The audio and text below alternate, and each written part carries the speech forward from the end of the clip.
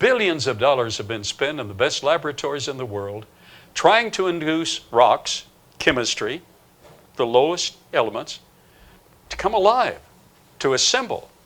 Well, assembling is not enough. Let me give you an illustration. We just completed a wonderfully successful excavation and lecture week with homeschoolers from over much of the country. And I brought the Waterloo of evolutionary theory, Campbell's vegetable soup.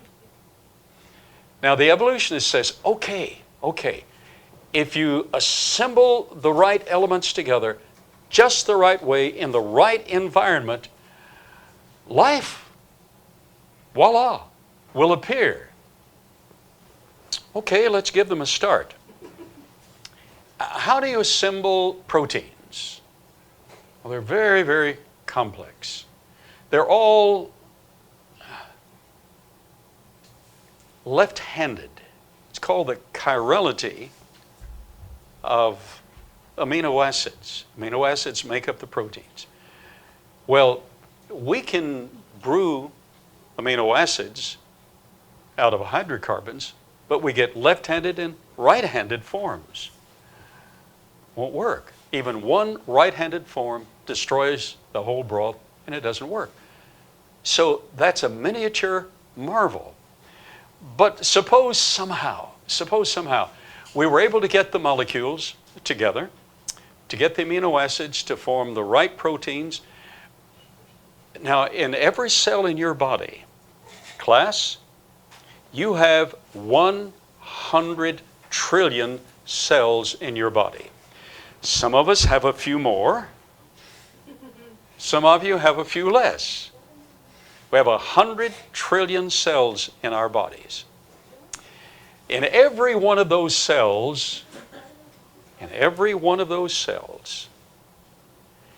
you have 60,000 proteins in 100 different specific configurations. The proteins have to be specific. You don't get an errant protein, the whole thing begins to die. They have to be in a specific configuration, or it just begins to die in a matter of minutes or hours, it's gone. What are the mathematical odds that those 60,000 proteins could form by accident or by evolution? And they're going to have to form very fast, because if they don't form just right, it's going to start dying.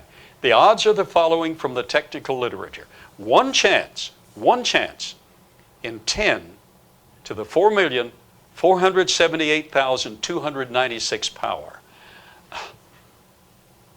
Given 100 universes, and a lot of universities doing the work, there is no way you could overcome those odds. But let's give the evolutionists a chance. I used to be an evolutionist. I'm glad somebody gave me a chance. So, all right, we got the proteins. We got the molecules. In fact, we got the structure of living systems. You look inside that Campbell's soup can, you'll find beans that are whole. I mean, the whole bean's ready to go. It's ready. And if you plant it in the ground, whoops, it's dead. It's not going to spring to life. But if it were living, you could plant it. I mean, everything is there. It's ready to go. You know what you can do with that can? You can flip it. You can drop it. You can radiate it. You can scar it. You can heat it. You can freeze it. You can give it 50 billion years and it's never going to come to life. Never. Even though everything's in place. The first law of biogenesis, in fact, the law of biogenesis is life only comes from life. So God breathed into our nostrils the breath of life, and man became a living soul. And before that, he imbued life in the plants and animals. Unless life is already there, even if everything's functioning, it just won't work. All right. So at the basic structure, we have this DNA, a striking description of the double helical DNA molecular program, which organizes part by part element by element, the beautiful structure of the whole infant, from the lowest, that is the atomic minerals, parts of the earth. So let's get a little diagram. Here's the double helical DNA molecule. A pinhead of DNA, just a pinhead, could hold 40 million times more information than our most advanced 100 gigabyte computer hard drive. Now, how many gigabytes are in our cell phones? We have around 1 gigabyte. Around a gigabyte? Yes, in our cell phones, yes. But now a good computer has terabytes. Yes, yes. For supervisory purposes, they make 10 terabyte hard drives. So that would be 100 times that. 100 times this. Wow. At least 93% of the so-called junk DNA is transcribed. That means it has a function to make the organism work, and is about 50 times more active than the genes themselves, as shown by the amount of RNA transcriptions, and that's in microbiology. It's an awesome thing.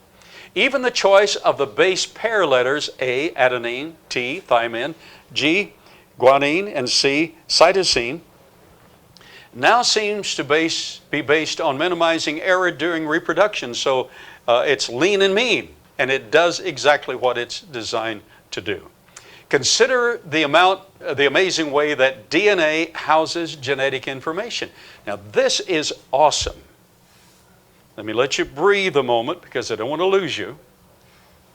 Because of the three-dimensional structure of this genome, the genetic apparatus, and double-stranded nature of the DNA, information can be read forward, backward, and sideways, and folding within the 3D structure determines which path the information is used.